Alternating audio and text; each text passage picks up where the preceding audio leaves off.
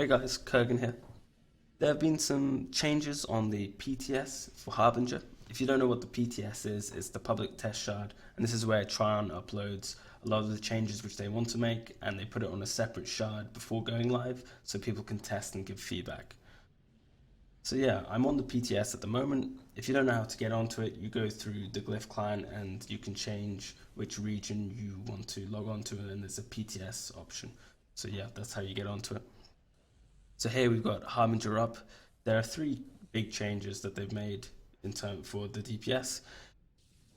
First off is rending slash is now going to be one stack of 9%. So before it was 3 stacks of 3%. So now it's going to take 2 global cooldowns to start doing full DPS when you target switch, whereas before it was 4 global cooldowns. This is a really nice quality of life change, and it's going to make it a lot less punishing for when you target switch. Second change is Storm Shroud. So Storm Shroud before, it would give you a free proc if you used it, and it was a good ability, but for what it was and where it was in the tree, it was really, really weak, and it really made a minimal difference in terms of DPS. Now it's going to make 3 of your next abilities after using Storm Shroud crit.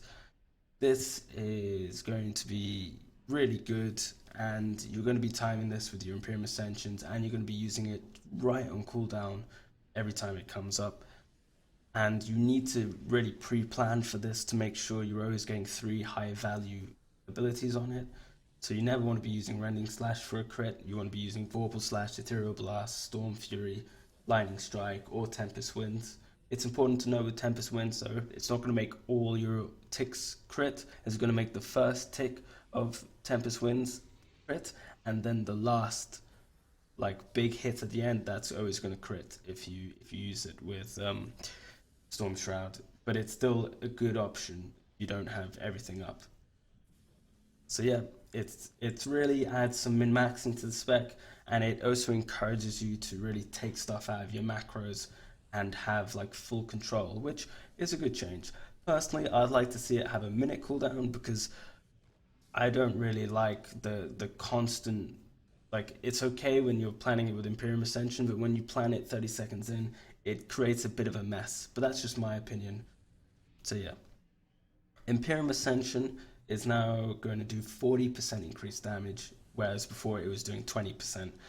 This is obviously a massive buff, and yeah, it's going to make 61 harb much, much better than 54 harb. And you're only going to be using 54 harb if you need the life giving or maybe slightly extra cleave, but apart from that, you're always going to be going 61 harb. So a lot of you might be thinking right now, well, these changes are massive and it's only just a buff. Like, why is 61 harb being buffed? Like, I watched your other video, you said it was really good. So it's already been acknowledged, and it is at the moment way too strong. But the changes are there to make 61 harb relatively more powerful than 54 harb, and it's going to be reduced in power, but hopefully what they'll do is that they reduce the whole of Harbinger's power, so like 54 harb will get nerfed with 61 harb, so then 61 harb is the go-to spec when it all gets nerfed in line with other classes.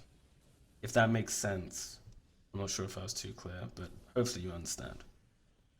I think those are all the changes. There is a slight change to combat mastery now that it makes your damage taken by, it reduces your damage taken by 5%, which is really just a PvP change. It makes a bit of difference in raiding, because obviously you're going to be taking less damage, which is kind of nice. But this is really a PvP change. So yeah, that sums up the Harbinger changes. They're pretty cool. I like them. The next piece of news that we have is that Primalist will be available for testing on the PTS on this Friday. So I think it's the 11th of September. Yep. And anyone will be able to log on the PTS through Glyph, and you can make a Primalist and try all the specs, which is going to be really cool. I'm definitely going to be spending a lot of time testing it out, and I'm going to be giving I'm going to make a few videos showing the preview of what each spec does and how it plays. because I'm sure it's still all subject to change, so there's no point making anything final about it. So yeah, I'm pretty excited about the changes, and if you are, keep an eye on my channel after this Friday, and yeah, I'll be uploading the videos, so stay tuned.